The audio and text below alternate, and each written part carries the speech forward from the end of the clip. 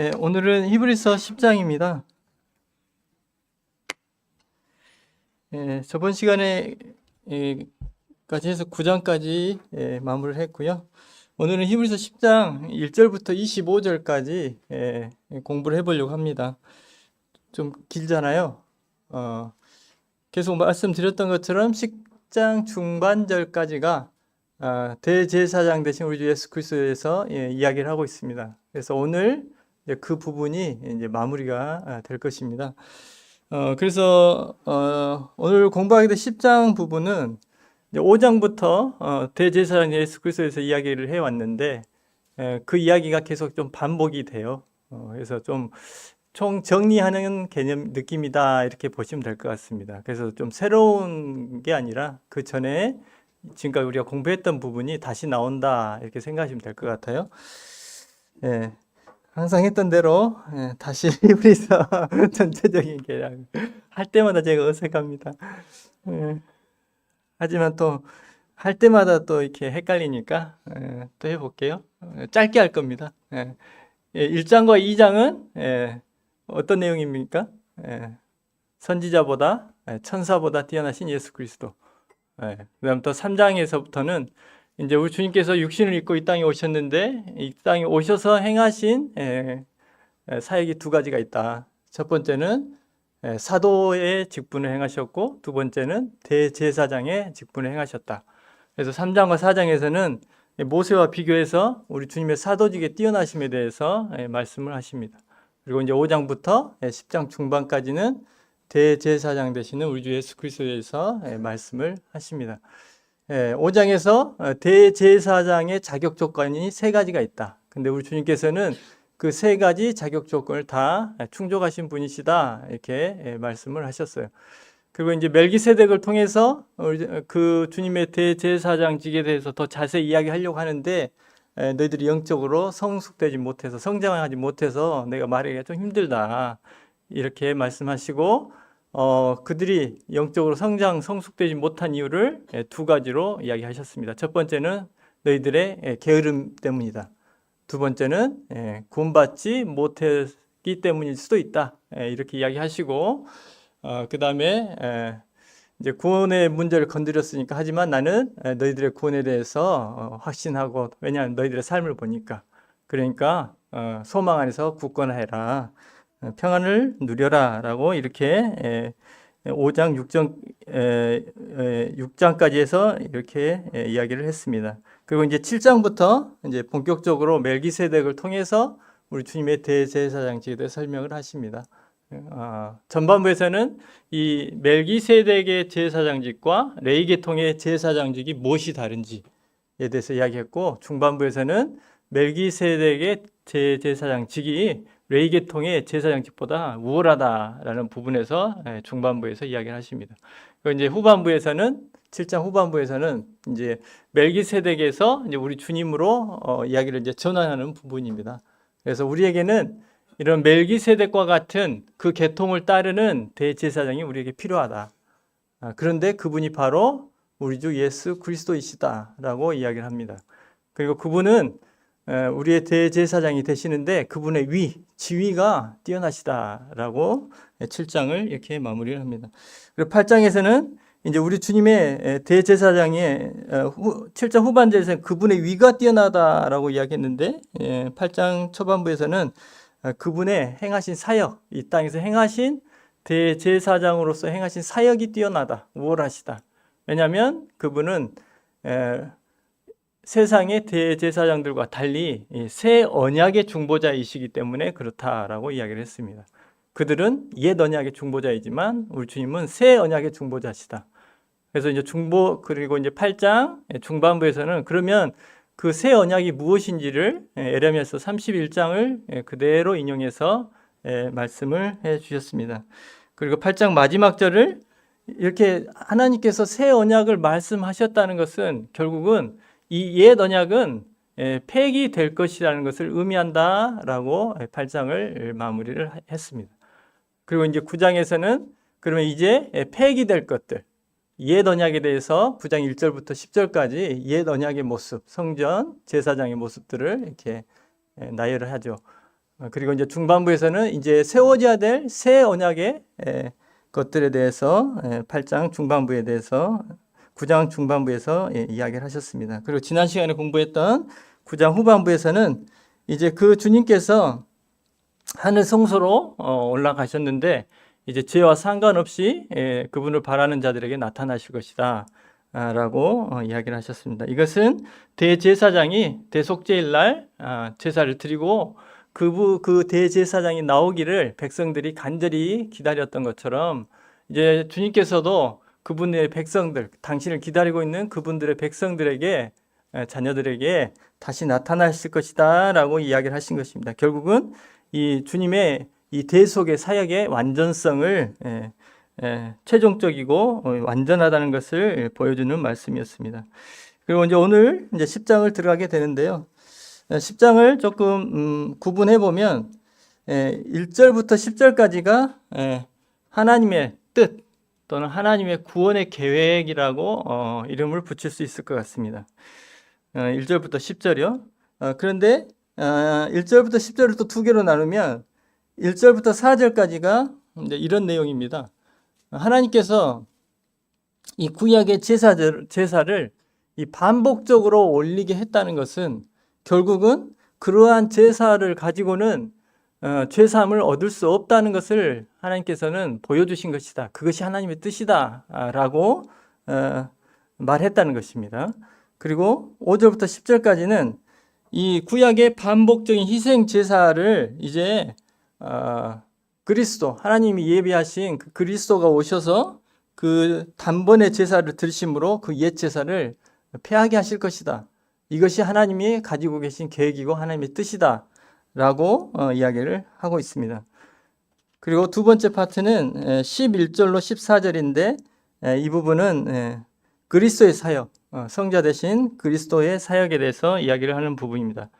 즉 한 영원한 제사를 드리시고 하나님 우편에 앉으심으로 구약의 제사를 폐하신 그리스도에 대해서 이야기를 하고 있습니다.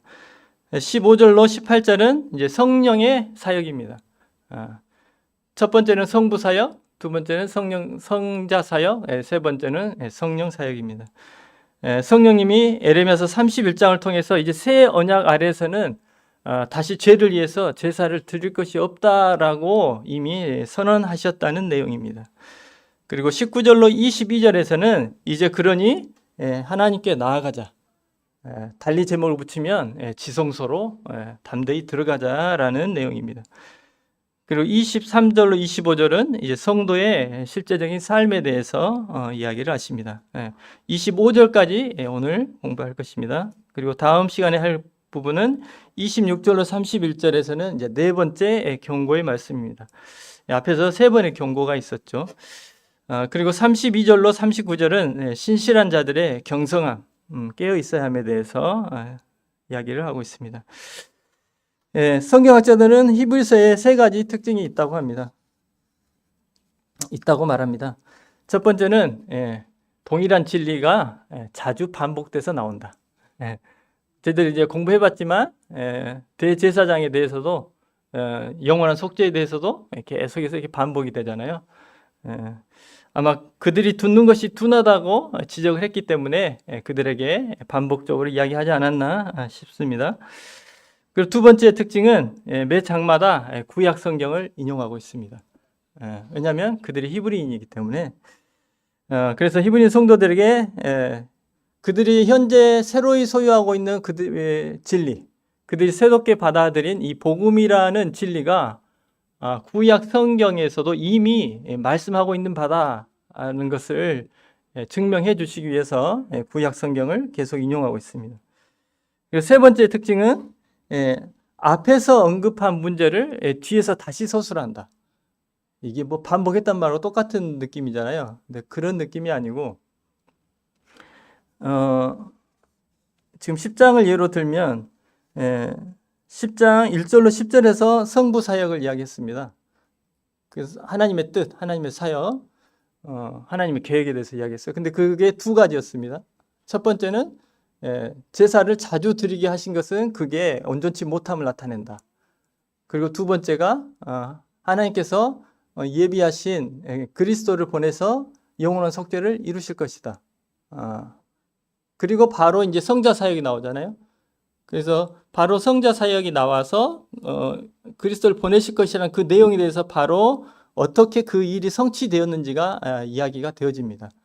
그리고 그 밑에 성부 사역 부분에서 자주 드리는 제사와 반대로 이제 더 이상 제사 드릴 필요가 없다라는 내용이 나옵니다. 그래서 이 앞에 부분의 내용을 다시 뒷부분에서 다루고 있다는 거예요. 저희들이 로마서 공부할 때도 이런 구조가 자주 보였습니다. 그래서 이제 이러한 특징 때문에 성경학자들은 히브리서가 사도 바울이 쓴 글이지 않을까 이렇게 생각도 한다고 합니다. 쓸모없는 정보. 습니다. 그래서 10장에서도 그런 구조를 가지고 있습니다. 그래서 이제 1절로 4절이 율법이 그림자에 불과하며 참 형상이 아니라는 이 사실은 이 하나님의 뜻이고 하나님의 계획이었음을 다시금 언급하고 있습니다. 히브리서 기자가 이렇게 반복해서 언급하는 이유는 그림자를 통해서 실체를 보여주기 위함일 것입니다. 또한 이 그림자를 위해서 실체를 포기하는 일이 어리석은 일임을 그들에게 경고하기 위함일 것입니다. 그러면 1절로 4절을 다 같이 한번 읽겠습니다. 자, 준비, 시작.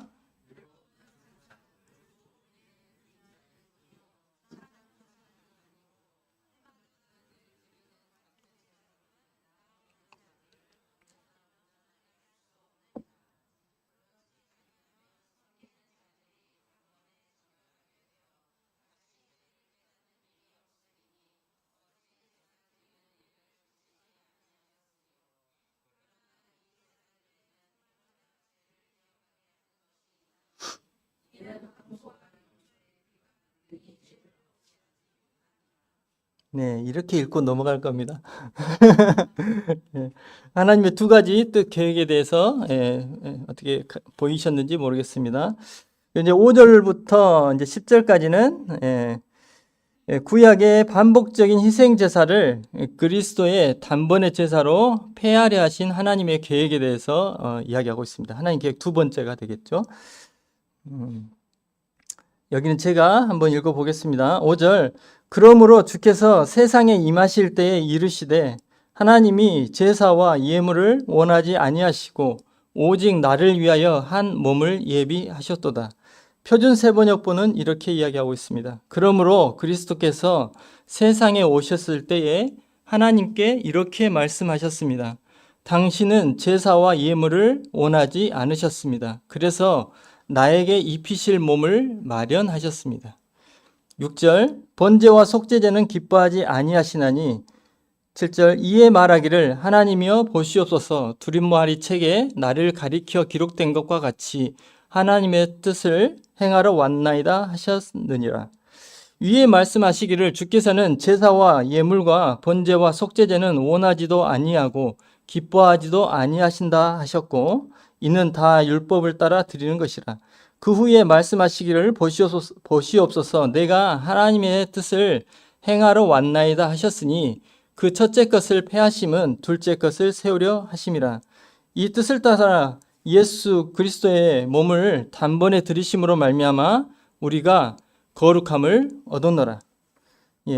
10절에서 예수 그리스도께서 몸을 단번에 들이심으로 라고 말하지 않고 예수 그리스도의 몸을 단번에 들이셨다고 하셨잖아요. 그래서 하나님에 대한 부분인 것입니다.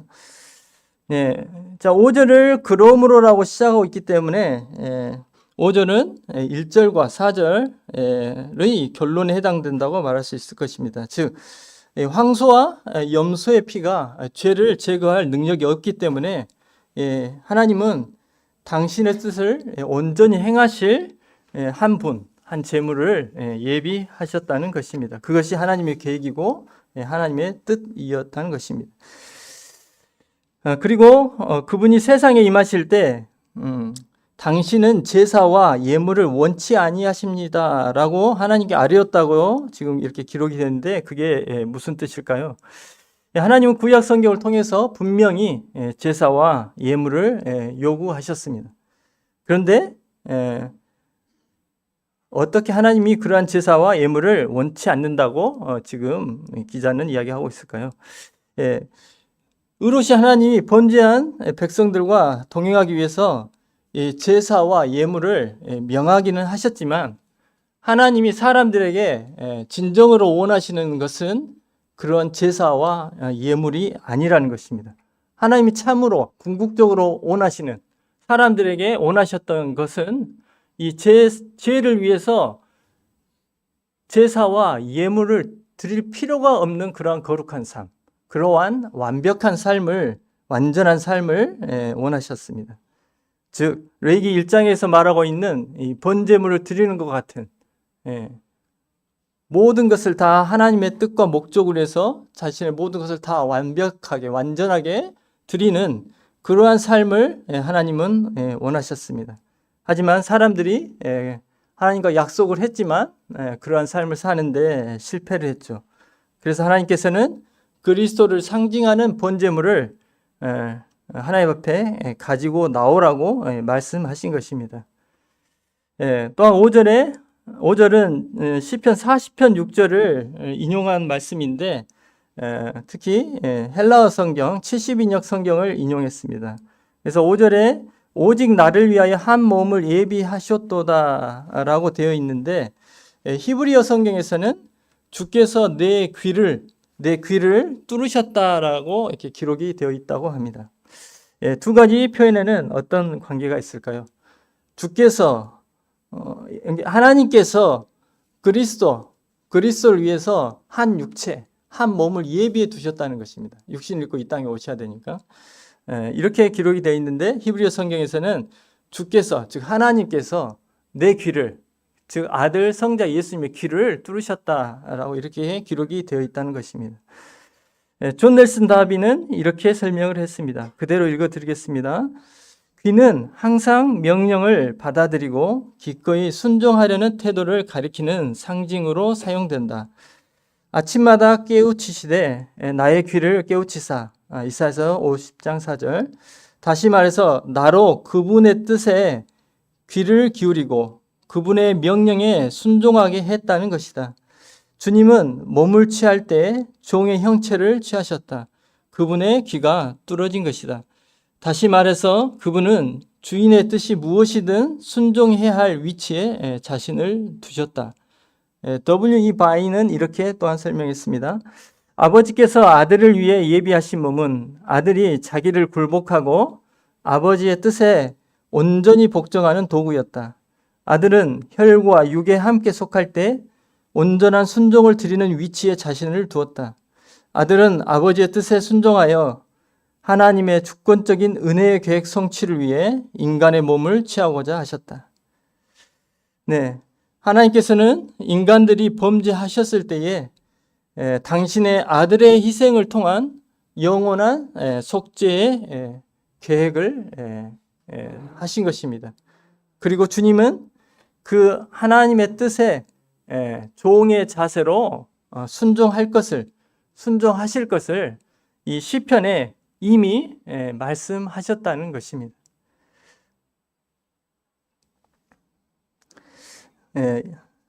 그리고 11절로 14절은 그리스도의 사역에 대한 이야기입니다. 한 영원한 제사를 드리시고 하나님 우편에 앉으심으로 구약의 제사를 피하신 그리스도. 11절로 14절 또 같이 한번 읽어보겠습니다. 자, 시작.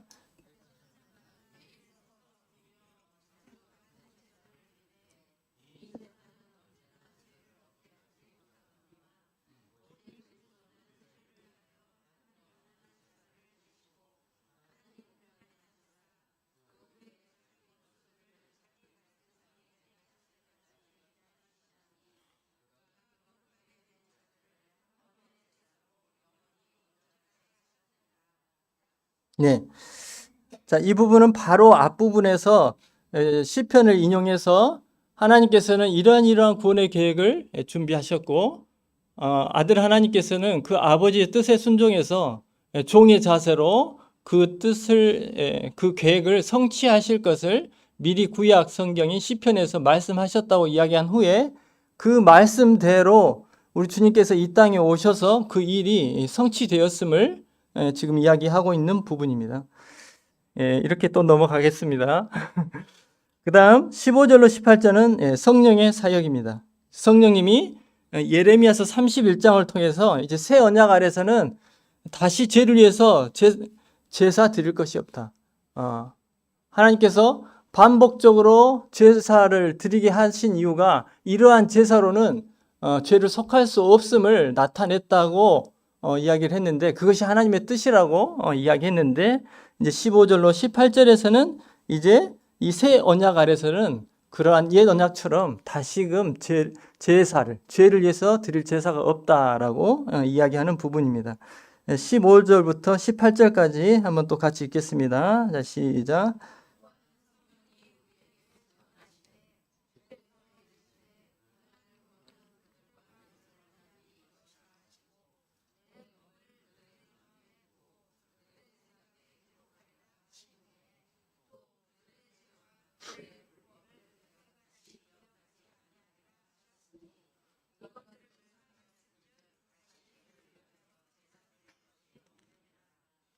네. 이렇게 문맥만 이해하고 넘어가겠습니다. 19절로 22절은 소제목을 제가 붙여보면 하나님께 나아가자 또는 지성소로 들어가자라는 내용입니다. 19절 제가 읽겠습니다. 그러므로 형제들아 우리가 예수의 피를 힘입어 성소에 들어갈 담력을 얻었나니. 온문에서는 헬라 원문에서는 19절로 22절이 하나의 문장으로 되어 있습니다. 그리고 그 중심 내용은 하나님께 나아가자는 권면의 내용입니다. 그리고 19절을 그러므로라고 시작하고 있기 때문에 이 19절부터 22절까지 해서 언급하고 있는 내용은 1절로 18절의 내용에 대한 결론에 해당된다고 볼 수 있을 것입니다. 다시 1절부터 방금 우리가 공부했던 1절부터 18절까지 내용이 무엇이었습니까? 하나님의 구원의 뜻, 하나님의 계획, 그리고 그 계획을 이루신 그리스도의 사역, 그리고 성령의 사역에 대해서 이야기를 했습니다. 그리고 나서 그러므로라고 이렇게 시작하고 있는 것입니다. 즉 이 세 분 하나님이 우리의 구원을 위해서 모두 역사하셨다는 내용입니다. 하나님은 인간들을 구원할 계획을 세우셨고 그런 하나님의 계획을 따라서 우리 주님은 이 땅에 오셔서 그 하나님의 계획을 성취하셨습니다. 그리고 성령께서는 이제 우리의 죄가 사해진 것과 그리고 하나님과 우리의 관계가 회복된 것을 증거해 주고 계십니다. 따라서 이 그러므로라는 의미는 이러한 확실한 구원의 축복을 우리가 받았으니, 가졌으니라는 의미가 될 것입니다. 이러한 축복을 기초로 해서 우리는 하나님께 나아갈 확신과 자유와 담력을 얻게 된 것입니다. 이러한 특권은 우리가 지금까지 공부했던 것처럼 이스라엘 백성들도 또한 그 백성들뿐만 아니라 제사장뿐만 아니라 대제사장도 갖지 못했던 특권이었습니다. 하나님이 계시는 그 지성소까지 백성들이 나간다는 것은 상상할 수도 없는 일이었습니다. 또한 수많은 경쟁률을 뚫고 제사장이 된다 할지라도 성소까지는 허락이 되었지만 극히 일부에 대해서 지성소는 상상할 수 없는 일이었습니다. 그리고 오로지 대제사장은 1년에 하루 약 3-4차례 들어간 걸로 보이는데 들어갈 수 있었지만 그가 들어간다 할지라도 마음대로 들어가는 게 아니라 규례를 따라서 들어가야 했습니다. 두렵고 떨리는 마음으로 들어가야만 했습니다. 하지만 성도들은 이 앞에서 말한 이 세 분의 하나님의 사역에 의해서 이제 언제든지 하나님 앞에 나아갈 수 있는 자유와 담력을 갖게 된 자들이라는 것입니다. 20절 그 길은 우리를 위하여 휘장 가운데로 열어놓으신 새로운 살 길이요 휘장은 그의 육체니라. 히브리서 기자는 우리가 지성소에 들어가는 이 길, 새롭게 열린 이 길은 새로운 길이고 살 길이라고 이야기를 하고 있습니다. 전 세대 그들의 조상들에게는 알려지지 않았던 길이기 때문에 새로운 길입니다. 또한 요한복음 14장 6절에서 나는 길이요 진리요 생명이다 말씀하셨기 때문에 이 길은 우리를 생명으로 인도하는 길입니다. 그렇기 때문에 살 길입니다. 또한 휘장은 곧 그의 육체니라라고 이야기를 하고 있는데 이 지성소를 가리고 있는 이 휘장은 청색, 자색, 홍색, 가느게, 꼰, 배실로 만들어져 있었습니다. 아름답게 만들어져 있었습니다. 이러한 하나도 네 가지 요소는 우리 주님의 아름다운 성품에 대해서 보여주는 상징하는 것들입니다. 그런데 이 휘장은 사람들 보기에는 아름다운 것이었지만 사람들이 하나님 앞에 나아갈 수 없도록 하나님 앞에 오는 것을 막는 역할을 했습니다. 우리 주님도 그러한 분이셨습니다. 우리 주님이 이 땅에 계실 때에 그분은 이 아름다운 모습을 사람들에게 보이셨습니다. 사람들에게 친근한 모습을 보이셨습니다. 그래서 주님께서 이 땅에 계실 때 많은 사람들이 주님 가까이에 나아오셨습니다. 하지만 주님을 잡으러 온 사람들에게 내가 그니라라고 주님께서 말씀하셨을 때 그들이 다 뒤로 물러가서 엎드려졌습니다. 하나님의 모습이 나타난 것입니다. 우리 주님도 사람들 보시기에 이렇게 아름답고 친근한 분이셨지만 그분 안에는 이러한 신성을 소유하고 계신 분이셨습니다. 사람들로 하나님 앞에 나올 수 없도록 하는 그러한 거룩한 성품을 지니고 계신 분이셨습니다. 그런데 그분께서 갈보리 십자가 위에서 그분의 당신의 몸을 찢으셨습니다.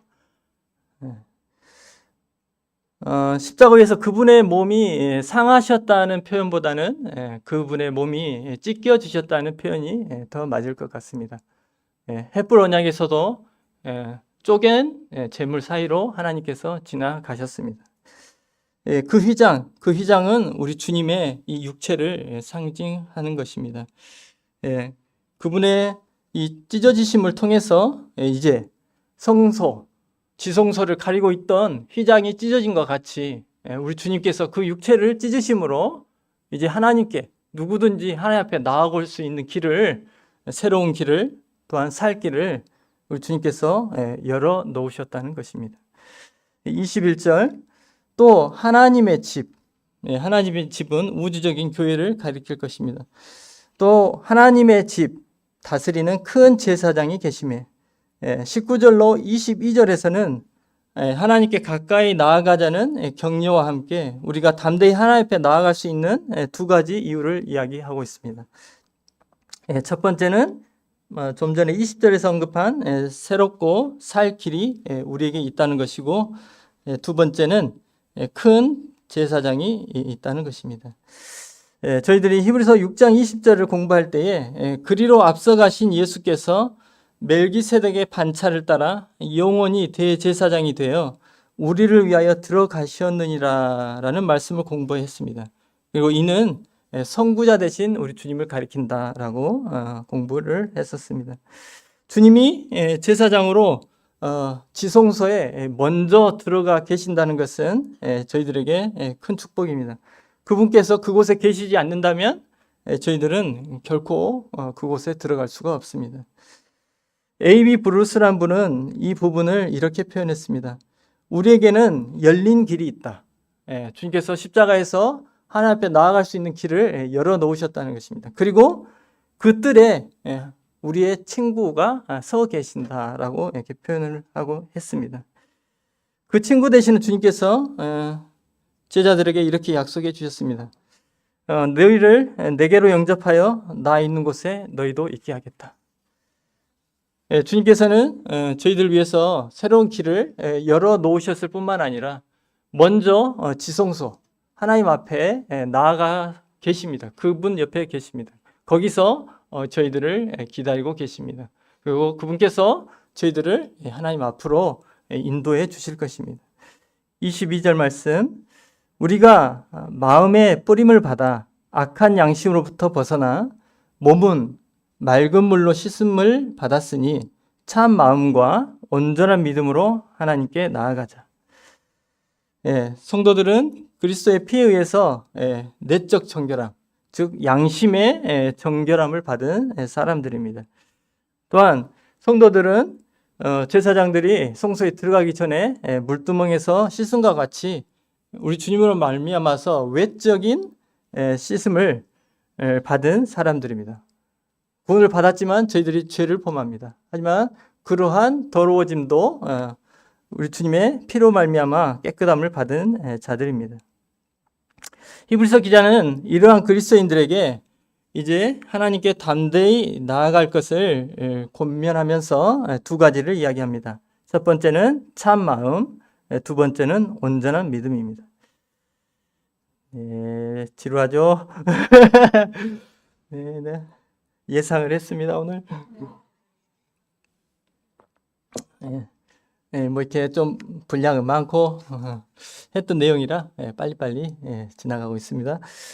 참 마음, 이것은 하나님께서 새 언약 아래서 자기 백성들에게 새 마음을 창조하시겠다, 창조해 주시겠다 이렇게 약속하신 부분을 생각나게 합니다.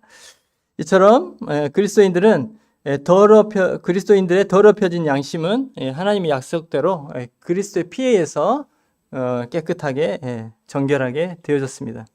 그렇기에 그리스도인들은 하나님 앞에 나아갈 때에 그리스도의 피로 깨끗해진 그 양심, 그 참 마음을 가지고 나아가야 된다는 것입니다. 두 번째는 온전한 믿음입니다. 이것은 그리스도에 대한 신뢰와 확신을 나타내고 있습니다. 그리스도인들은 자신들을 하나님 앞으로 나아갈 수 있게 하신 대제사장 되시는 그리스도만을 의지하고 신뢰해야 된다는 것입니다. 저희들이 하나님 앞에 나아갈 때에 어려움이 되는 것들이 있죠. 그것들은 저희들이 참 마음을 잃어버리면 어렵습니다. 저희들이 양심이 정결케 됐다는 사실을 잊어버린다면, 기억하지 못한다면 하나님 앞에 나아갈 수가 없죠. 두려움이 있죠. 정결하지 못한 사람이 하나님 앞에 나가려면 두려움이 있잖아요. 옛 언약 아래서 사람들이 하나님 앞에 나갈 때 두려워했던 것처럼 저희들도 이 참 마음을 잊어버리면 하나님 앞에 나아가는 것이 두려워진다는 것입니다. 두 번째는 온전한 믿음. 저희들이 행함 때문에, 저희들의 일주일의 삶 때문에 저희들이 하나님 앞에 나아가는 것이 어려워질 수 있습니다. 자신을 보는 것이죠. 하나님께서는 우리의 양심을 정결케 하셨을 뿐만 아니라 우리의 외적인 부분까지, 물두멍에서 몸을 씻은 것 같은 이 외적인 부분까지도 다 정결케 해 주셨습니다. 그래서 우리의 삶이 어떠하든지 간에 우리는 하나님 앞에 나아갈 수 있는, 담대하게 나아갈 수 있는 자들이 된 것이죠. 그래서 히브리서 기자가 말하고자 하는 바는 하나님께 나아가기 위해서 참 마음과 이 온전한 믿음을 소유해라, 새로 가져라 라는 말이 아니고 이미 우리에게는 이러한 참 마음과 온전한 믿음을 소유한 자들이기 때문에 우리는 그러한 마음을 가지고, 그러한 특권을 가지고 있기 때문에 그러한 특권을 가지고 하나님 앞에 담대히 나아가자고 지금 권면하고 있는 것입니다. 이제 이 부분까지가 대제사장 되시는 우리 주 예수 그리스도에 관한 부분입니다. 23절로 25절은 이제 성도들의 실제적인 삶에 대해서 이야기를 하고 있습니다. 23절 지루하시니까 같이 읽어볼까요? 23절만. 자, 시작.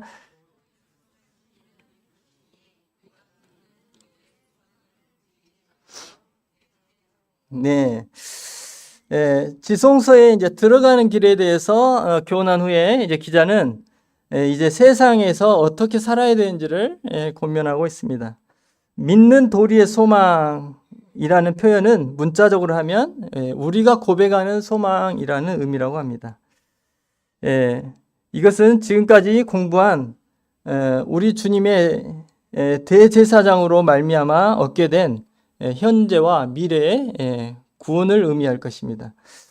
히브리서 기자는 이를 약속하신 분은 신실하신 하나님이시기 때문에 우리는 그것을 흔들림 없이 굳게 잡아야 한다고 지금 이야기를 하고 있습니다. 그런데 저희들이 저희들이 고백한 이 소망, 저희들이 얻게 된 이 소망을 붙잡지 못하고 그곳에서 흔들린다고 한다면 저희들이 신실하신 하나님을 부정하는, 믿지 못하는 그러한 행위가 될 것입니다. 당시 히브리 성도들이 그러한 상태에 있었기 때문에 권면을 하고 있습니다. 24절, 서로 돌아보아 사랑과 선행을 격려하며, 믿는 도리의 소망을 굳게 잡으라가 첫 번째 권면이었다면 두 번째 권면은 서로 돌아보라는 것입니다. 같은 몸의 지체들이 서로 돌아보는 것은 당연하고 합당한 일입니다. 그런데 지금 본절 24절은 이 서로 돌아보아야 될 이유를 특정하고 있습니다. 그것은 바로 사랑과 선행을 격려하기 위함입니다. 격려하다라는 헬라어 단어가 원래는 나쁜 의미로 쓰이는 단어라고 합니다. 성경에서 부추기다, 안 좋은 것을 막 이렇게 하도록 부추기다라는 단어래요. 근데 지금 24절에서는 이 단어를 긍정적인 의미로 사용하고 있습니다. 우리의 죄성은 악한 것들을 서로를 향해서 이렇게 부추기죠. 그러한 행위를 할 때 얼마나 재미가 있고 즐겁습니까?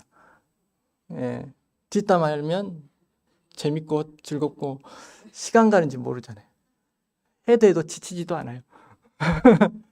이게 부추기다의 의미인 것 같습니다. 그래 히브리서 기자가 이 이야기를 하려고 이 단어를 이렇게 사용하지 않았나 하는 생각을 하게 되었습니다. 우리의 죄성은 죄악된 것들을 서로에게 막 이렇게 부추긴 걸 좋아해요. 할 때마다 근데 그게 또 재밌어요. 즐거워요. 매번 해도 또 지치지도 않아요. 지루하지도 않아요. 그래서 잠언 18장 8절에서 이렇게 이야기를 했습니다. 세 번역본으로 읽어드리겠습니다. 헐뜯기를 잘하는 사람의 말은 맛있는 음식과 같아서 뱃속 깊은 데로 내려간다 라고 이렇게 이야기를 하고 있습니다.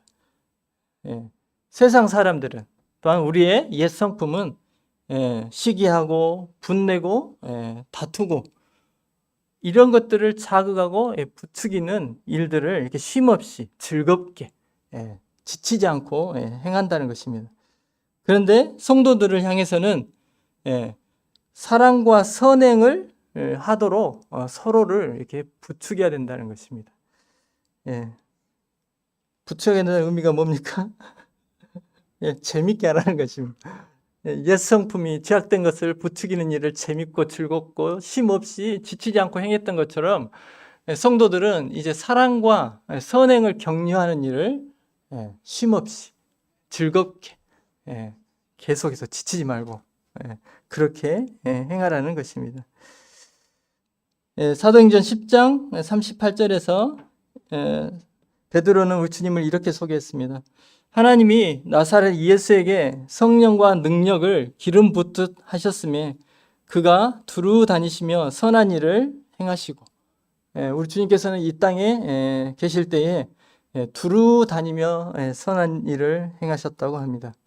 이제 우리도 주님처럼 두루 다니며 한 곳에만 다니면서 한 사람한테만 사랑하고 격려하지 마시고 두루 다니면서 교회 안에서도 세상에서도 사랑과 선행을 격려하는 삶을 살아야 될 것 같습니다. 최근에 제가 이런 사랑과 격려를 받은 적이 있습니다. 그분께서 여기 안 계시니까 조모 동현 형제님께서 몇 주 전에 그 고구마, 군고구마를 만드셔가지고 전도를 하셔야 된다고 한 번도 안 구워보셨으니까 이렇게 연습을 하시잖아요. 토요일 날 점심 때부터 굽기 시작하시더라고요. 저녁 6시 반까지 계속 굽고 계시더라고요. 뭐 태워 먹으면서 막 굽고 계셨습니다. 저는 그때 3층에 있었는데 다 구워가지고 6시가 넘었는데 또 그거를 굳이 이렇게 가져오셔가지고 저한테 먹어보라고 이렇게 너무나 이게 밝은 얼굴로 행복한 얼굴로 이렇게 오셨어요. 그냥 저보다 훨씬 더 손이시니까 내려와서 한번 먹어봐 이렇게 해도 될 텐데 그걸 3층까지 또 들고 오셔가지고 이렇게 너무 기쁜 얼굴로 주시더라고요. 예, 좀 많은 격려를 받았습니다. 사랑과 선행에 대한 격려를 받았습니다. 나도 저렇게 해야 되겠다. 이런 생각을 하게 됐습니다. 저희들 가운데 이러한 사랑과 격려를 행하는 일들이 이루어지면 시편 133편에서 말씀하고 계시는 형제의 연합이 이루어지게 될 것입니다. 또한 형제의 연합이 이루어지면 저희들이 세상 사람들에게 증거하는 것들이 힘을 얻게 될 것입니다. 25절, 모이기를 피하는 어떤 사람들의 습관과 같이 하지 말고 오직 권하며 그날이 가까움을 볼수록 더욱 그리하자. 서로 돌아보고 사랑과 선행을 격려하는 일을 풍성히 행하려면 성도들이 모임에 나와야 됩니다. 나와야지 뭘 격려를 하고 할 거 아니에요. 그래서 성도들이 집회에 등한히 하거나 모이기를 피하는 것은 합당한 일이 안 됩니다. 여기서 기자가 사용한 이 모이기에 해당한 헬라어 단어가 에피시나고겐이라고 하는데, 이 에피란 단어가 뭐뭐 외에도라는 뜻이고, 시나고게가 회당, 유대인들이 모였던 회당이라는 단어라고 합니다. 그래서 이 두 단어가 합쳐진 합성어인데, 즉 유대인 성도들이 유대인들이 모였던 그 회당의 모임 외에 다른 모임을 가졌다는 것이죠. 즉 교회로 모였다는 것입니다. 그런데 당시 고난 가운데 있었던 히브리인 성도들 가운데는 이러한 집회, 그리스도인들의 모임을 폐하려 하는, 멀리하려 하는 유혹을 받고 있었습니다. 또한 어떤 이는 이러한 그리스도의 모임을 폐하고 다시 유대인의 회당으로, 옛 성전으로 돌아가는 일도 있었던 것 같습니다. 성도들이 모이기를 폐하면, 또한 모이기를 등한히 여기면 서로 돌아보고 사랑과 선행을 격려할 수 없게 될 것입니다. 사랑과 선행을 서로 격려할 수 없게 되면 성도들의 하나됨, 연합이 이루어지기 어렵습니다. 따라서 이 성도들이 이 정해진 정규 집회 시간에 함께 할 수 있는 것, 또 함께 하는 그 자체가 힘이 되는 행동일 것입니다. 서로를 격려하고 서로에게 유익이 되는 행동이 될 것이라는 생각을 하게 되었습니다. 너무나 다 잘하고 계시는데 쓸데없는 이야기를 한 것. 지금은 뭐 집회 외에도 예배당에 너무도 자주 나오시고 하시니까 하지만 그 마음을 잃지 않기를 바라는 마음이 있습니다. 그날이 가까움을 볼수록 더욱 그리하자에서 이 그 날이 언제일까를 성경학자들은 이렇게 분별합니다.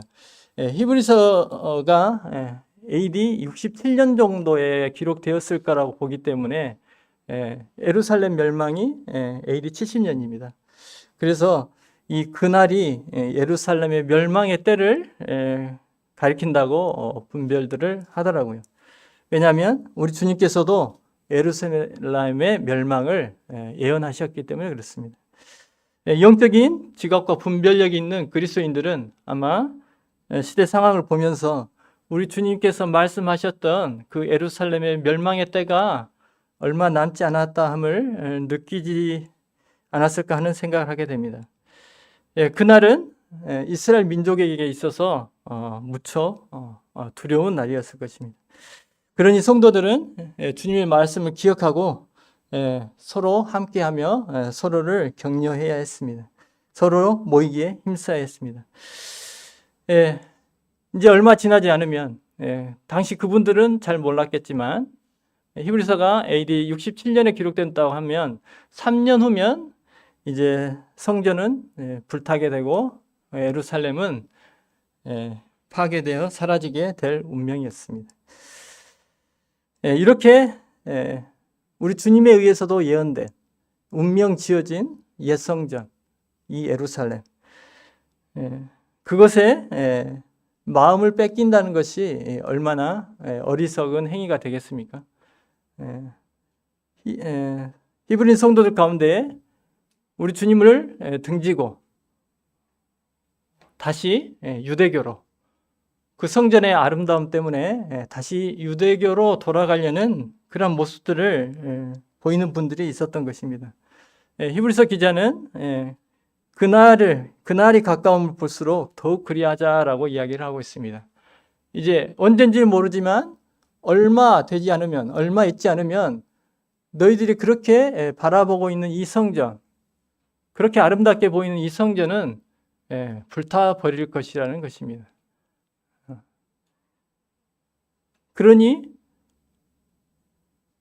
그런데 그것을 바라보고 자신을 위해서 목숨을 버리신 우리 주님을 등지고 배신하고 그곳으로 간다는 것이 얼마나 어리석은 행위냐고 지금 지적을 하고 있습니다. 근데 저희들은 어떻습니까? 이 세상은 어떻게 될 것이라고 성경은 예언해 주셨습니까? 어떤 운명이 될 거라고 말씀해 주셨습니까? 불타 없어질 것이라고 이미 하나님께서는 말씀하셨습니다. 그런데 저희들은 세상을 참 잘 바라보게 되더라고요. 불타 없어질 이 세상에 자꾸 마음이 뺏기게 되는 것 같습니다. 이 말씀을 준비하다 보면 꼭 말씀 전하기 한 일주일 전 정도 되면은 심란한 일들이 그렇게 벌어집니다. 뭐 제가 학원을 하니까 항상 학원 때문에 그런 마음이 생기죠. 원래는 방학 기간이 되면 애들이 이렇게 모집되는 기간이었습니다. 예전에는. 그런데 지금은 모집은 안 되고요. 방학이니까 쉬자 막 이래요. 방학 동안은 쉴게요. 뭐 이런 전화가 이렇게 옵니다. 한 통화가 와요. 이제 안 오겠지 했는데 또 따르릉 울려요. 보면 또 누구 엄마 이렇게 써줬단 말이죠. 가슴이 막 콩닥콩닥 합니다. 여지없이 또 쉰대요. 그래서 갑자기 막 5명, 막 6명이 막 쉬고, 막 그만두고, 막 이런 일들이 막 벌어져요. 사람 마음이 또 막 심란해집니다. 마음의 평안이 그렇게 쉽게 깨지네요. 별것도 아닌 거 가지고. 아니, 그런데 또 그 다음날에 갑자기 또 2명이 상담이 온다는 거예요. 또 언제 드렸냐는 듯이 또 얼굴이 또 펴집니다. 그런데 또 그 다음날 또 3명이 또 쉰다는 막 이야기가 또 오고, 또 얼굴이 막 죽상이 또 막 됩니다. 무슨 이야기를 하려고 제가 이야기를 하는 거예요? 맞아요. 이렇게, 저희들은 세상 일에 참 일희일비하면서 살아가고, 저희들이 하니까 죄송해요. 저는 그렇게 살아가고 있더라고요. 그래서 굉장히 좀 부끄러운 마음이 들고, 이게 그 며칠 사이를 두고 이렇게 롤러코스터를 몇 번 타다 보니까 제가 스스로 한심하다 이런 생각을 스스로 했습니다.